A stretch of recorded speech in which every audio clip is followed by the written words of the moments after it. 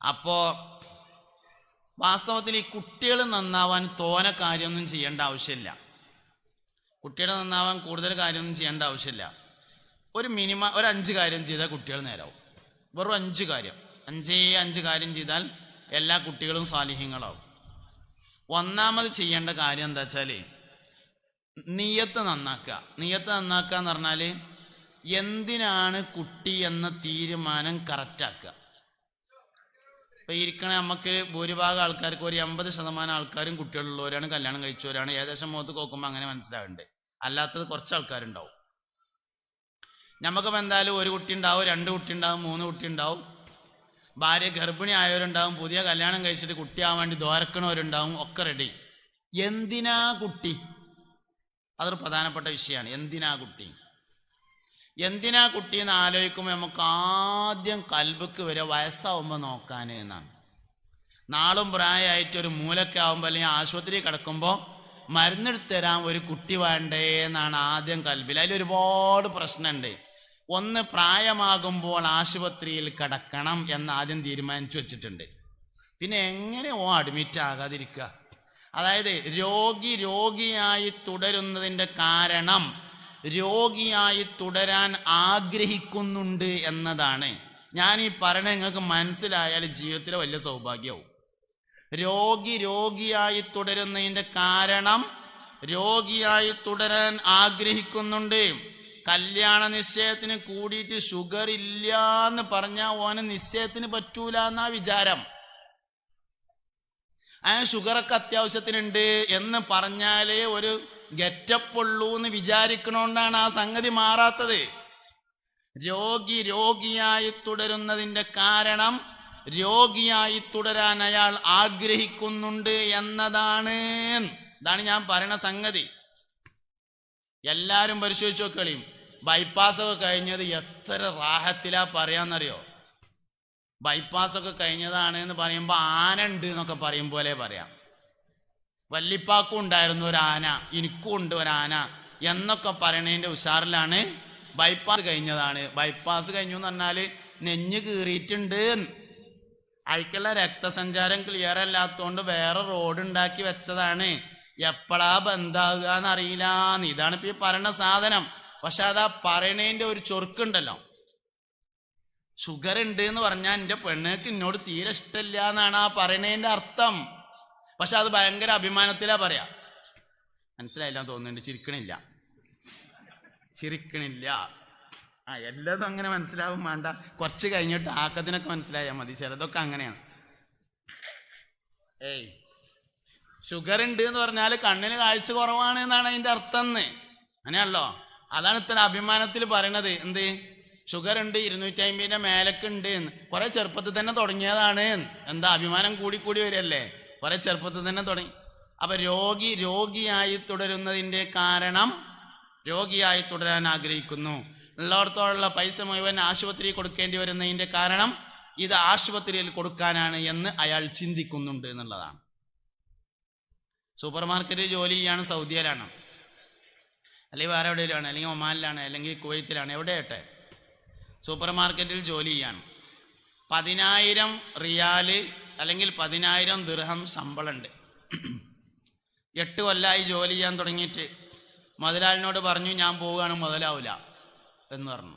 അല്ല ഇജ്ജ് പോകല്ലേ, എങ്ങനെയും നിൽക്കുക. എനിക്കൊരിക്കലും മുതലാവില്ല, ഞങ്ങൾ ഖുറൂജ് അടിച്ചാണ് ഞാൻ പോവുകയാണ് പറഞ്ഞു. ഇജ്ജ് പോയാൽ അവിടെ ഞാൻ ആകെ സ്വീപ്പാവും, ഇജ്ജ് എങ്ങനെയും നിൽക്കുക. എന്നാ പിന്നെ നിൽക്കുക, എനിക്ക് 12,000 ശമ്പളം വേണമെന്ന് പറഞ്ഞു. ഒരു 10 ആക്കി തരടാ. വേണ്ട, 10 പോരാ, ഒരാശുപത്രി കേസ് വന്നാൽ തികയില്ല, അതുകൊണ്ട് 12 തന്നെ വേണമെന്ന് പറഞ്ഞു. നിർബന്ധിച്ചു. അയാൾ 12 കൊടുത്തു. ഇവൻ 12 വാങ്ങും ചെയ്താൽ മാസാമാസം 2,000 ആശുപത്രിയിലേക്കായിരിക്കും. കാരണം ഈ 2,000 അവൻ വാങ്ങുന്നത് ആശുപത്രിയിൽ കൊടുക്കാനാണ്. ഇത് നിങ്ങൾക്ക് മനസ്സിലായ നിങ്ങളെ ജീവിതം മൊത്തം വിജയിച്ചു. കുട്ടികള് വയസ്സാവുമ്പോൾ നോക്കാനാണെന്ന് നമ്മൾ ചിന്തിച്ചാൽ നഴ്സിൻ്റെ ക്വാളിറ്റിയേ ഉണ്ടായിരിക്കുകയുള്ളൂ. വയസ്സാവുമ്പോൾ നോക്കാൻ നഴ്സ് മതിയാകും. എന്നിട്ട് പിന്നെ ആ കുട്ടിനെ IAS എൻട്രൻസിന് തൃശ്ശൂരിലാണെന്നുണ്ട് എന്താ കാര്യം? നഴ്സിങ്ങിനുള്ള എൻട്രൻസ് ആണെങ്കിൽ ഓക്കെ, കാരണം അത് വയസ്സാകുമ്പോൾ നോക്കാനാണല്ലോ നിയത്ത് വെച്ചിട്ടുള്ളത്. അപ്പം ആദ്യം വേണ്ട എന്താ വെച്ചാൽ നീയത്ത് ക്ലിയർ ആക്കണം. കുട്ടികൾ നേരാവണമെങ്കിൽ പല നീയത്തും വെക്കാം. പക്ഷെ എല്ലാ നീയത്തിലും എന്തെങ്കിലുമൊക്കെ സംഭവിക്കും. ഇപ്പം നമ്മളെ പിന്നെ ജിഫ്രി തങ്ങൾ വാപ്പാൻ്റെ ഒരു പ്രസംഗത്തിൽ ഇപ്പോൾ 2 ദിവസം മുമ്പ് കേട്ടു. ഒരു സ്ഥലത്ത് പരിപാടി കഴിഞ്ഞിട്ട് ഭക്ഷണം കഴിക്കാൻ വേണ്ടി ചെന്നപ്പോൾ ഒരു കുട്ടിനെ കൊടുന്നു. തങ്ങൾ വാപ്പ കുട്ടീനെ ഹിഫ്ദിന് പഠിപ്പിക്കുകയാണ്, ഹാഫിദാവാൻ വേണ്ടി നിങ്ങൾ ദ്വാരക്കണം എന്ന് പറഞ്ഞു. അപ്പോൾ എന്തിനാടാ ഹാഫിദാകണമെന്ന് ചോദിച്ചപ്പോൾ പറഞ്ഞു, ഓൻ്റെ കാരണോല് ഷാർജയിലാണ്, അവിടുന്ന് എപ്പോഴും വിളിച്ചു പറയുന്നുണ്ട് ഹാഫിദാക്കണം, ഇവിടെ നല്ല ചാൻസാണ് ഹാഫിദീങ്ങൾക്ക് എന്ന് പറഞ്ഞു എന്നാണ്.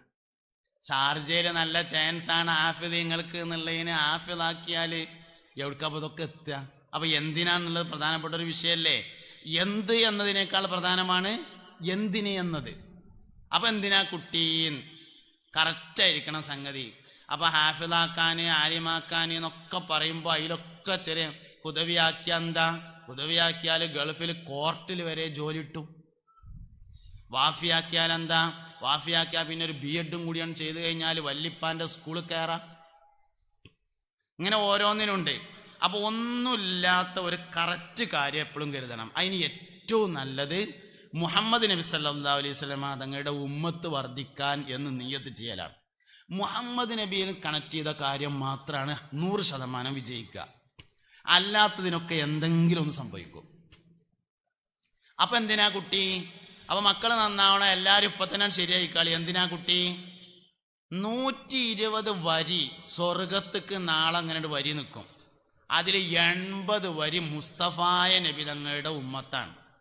ഊരക്ക് കയ്യൊടുത്തിട്ട് അവിടെ ചെന്നിങ്ങനാണ്ട് നോക്കുമ്പോൾ ഒരു 4 ഞമ്മളതില്ലെങ്കിൽ അത് ഭയങ്കര പ്രശ്നം തന്നെ ഇക്കാരം. അപ്പോൾ സ്വർഗത്തിലേക്ക് പോകുന്ന മുസ്തഫായ നബി സല്ലല്ലാഹു അലൈഹി വസല്ലമ തങ്ങളുടെ ഉമ്മത്തിന്റെ വർധനവിന് വേണ്ടിയാണ് കുട്ടി എന്ന നീയത്താണ് ആദ്യം കറക്റ്റ് ചെയ്യേണ്ടത്. 5 കാര്യം ചെയ്താൽ കുട്ടികൾ നേരാവുന്ന ഞാൻ പറയണേ. ഒന്ന് നീയത്ത് ശരിയാക്കുക. അപ്പോൾ വയസ്സാവുമ്പോൾ നോക്കാൻ ഉണ്ടെങ്കിൽ ഉണ്ടായിക്കോട്ടെ, ഇല്ലെങ്കിൽ വേണ്ട. ചെറുപ്പത്തിൽ നമ്മളെ നോക്കിയാൽ അള്ളാഹു തആലാക്ക് വയസ്സാവുമ്പോൾ നോക്കാൻ ഒരു അടങ്ങേറുമില്ല.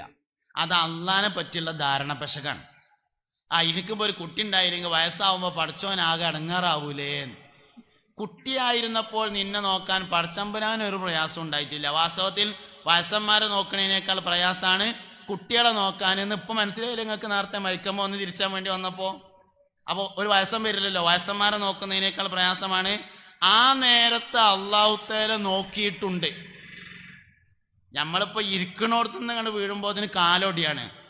കുട്ടികൾ സ്റ്റേജിമെന്ന് വീണിട്ട് ഒന്നും പറ്റണില്ല. എന്തേ? വലുതാവുമ്പോൾ നമുക്ക് കുറേയൊക്കെ തോന്നുകയാണ് എൻ്റെ കാര്യം നോക്കാൻ ഞാൻ തന്നെ ആയിട്ടുണ്ട് എന്നാ പിന്നെ ചൊന്നാൽ നോക്കിക്കൂടെ എന്നാണ്. പക്ഷെ കുട്ടികൾക്ക് ആ തോന്നലില്ലാത്തതുകൊണ്ടാണ് വീഴുമ്പോൾ കാല് മുറിയാത്തതിൻ്റെ കാരണം. തന്നെയാണ് സംഗതി. അപ്പോൾ അള്ളാഹു തആല ഏതും നോക്കാൻ റെഡിയാണ്, അള്ളാഹു തആല ഏത് ഏറ്റെടുക്കാൻ റെഡിയാണ്. ഏൽപ്പിക്കാൻ നമ്മൾ തയ്യാറല്ല എന്നതാണ് പ്രശ്നം. അപ്പോൾ ഒന്നാമത്തെ നീയത്ത് കറക്റ്റാക്കുക.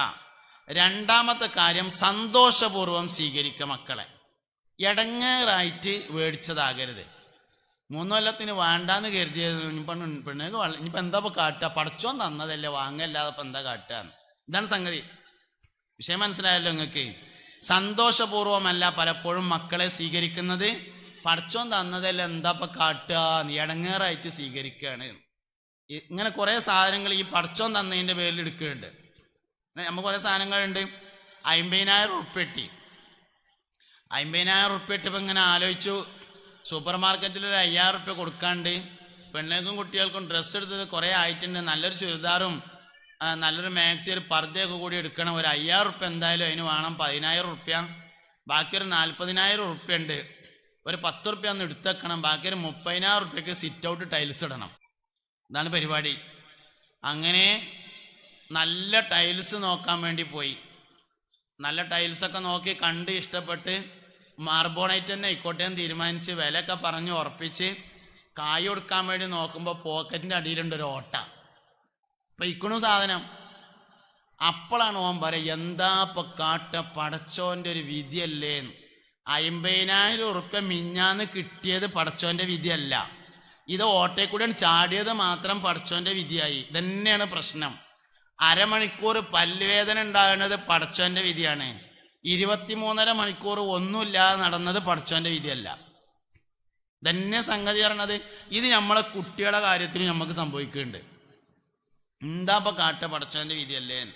വെള്ളം വാരാൻ വേണ്ടി, വെള്ളം കോരാൻ വേണ്ടി മറിയാമു കിണറ്റുംകരക്കൊക്കെ ചെന്നപ്പോൾ റംലാനെ കണ്ടപ്പോൾ പറഞ്ഞു, റംലേ സംഗതി പറ്റിച്ചു എന്നാ തോന്നണത് കേട്ടോ, ഈ മാസം കുളി ഉണ്ടായിട്ടില്ല. പിന്നെ ആ കുട്ടി എങ്ങനെ നമ്മളെ പറ്റിച്ചാതിരിക്കുക? സിറാത്ത് പാലം കിടക്കുമ്പോ കജിമ പിടിക്കാനാന്നാ നമ്മളെ വിചാരം. പക്ഷെ അത് വയറ്റിൽ കടന്നപ്പോ നമ്മൾ വിചാരിച്ചത് പറ്റിക്കാൻ വരുന്ന സാധനമാണ് എന്നാ. സന്തോഷപൂർവ്വം സ്വീകരിക്കുന്നില്ല. നിങ്ങൾ എന്ത് പറഞ്ഞിട്ടും കാര്യമില്ല, അത് വലിയൊരു പ്രശ്നമാണ്. മക്കളെ സന്തോഷപൂർവ്വമല്ല നമ്മൾ ഏറ്റെടുക്കുന്നത്. ഇടങ്ങേറായിട്ട് വേറെ വയ്യിൽ കല്യാണം കഴിഞ്ഞിട്ട് ആദ്യം എടുക്കുന്ന തീരുമാനം 3 കൊല്ലത്തിന് കുട്ടി വേണ്ടെന്നാണ്. 20 ദശലക്ഷം ഇനം ജന്തുക്കൾ അള്ളാന്റെ ദുന്യാവിലുള്ളതിൽ കുട്ടികൾ ഉണ്ടാകരുത് എന്ന് കരുതി ഇണചേരുന്ന ഏക ജീവി മനുഷ്യൻ മാത്രമാണ്. വേറെ ഒരു ജീവിയും മക്കൾ ഉണ്ടാവരുതേ എന്ന് കരുതി ഇണചേരാറില്ല എന്നതാണ്. അതുകൊണ്ട് കുട്ടികളെ സന്തോഷപൂർവ്വം ഏറ്റെടുക്കണം. അതാണ് രണ്ടാമത്തെ കാര്യം. മൂന്നാമത്തെ കാര്യം നല്ല പേരിടുക എന്നുള്ളതാണ്. നല്ല പേരിടുക എന്ന് പറഞ്ഞാലേ നല്ല ഉദ്ദേശത്തിൽ പേരിടുക എന്നാണ്. എന്തിട്ടു എന്നല്ല, എന്തിനിട്ടു എന്നുള്ളതാണ് പ്രധാനപ്പെട്ട കാര്യം.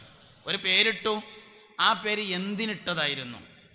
അബ്ദുൽ മുത്തലിബ് മുസ്തഫ നബി സല്ലല്ലാഹു അലൈഹി വസല്ലം തങ്ങൾക്ക് പേരിട്ടപ്പോ ഖുറൈശികൾ ചോദിച്ചല്ലോ, എന്തേ ഈ പേരിട്ടത്? അപ്പോൾ അബ്ദുൽ മുത്തലിബ് പറഞ്ഞു, അറത്തു അൻ യഹ്മിദഹു മൻ അലൽ അബ്റാർ, ഭൂമി ലോകത്തുള്ള എല്ലാവരും ഈ കുട്ടിയെ സ്തുതിക്കണമെന്നാണ് എൻ്റെ ഉദ്ദേശം എന്ന് പറഞ്ഞു. അതിനാണ് ഈ പേരിട്ടത്. വാസ്തവത്തിൽ സംഭവിക്കാതാണ്.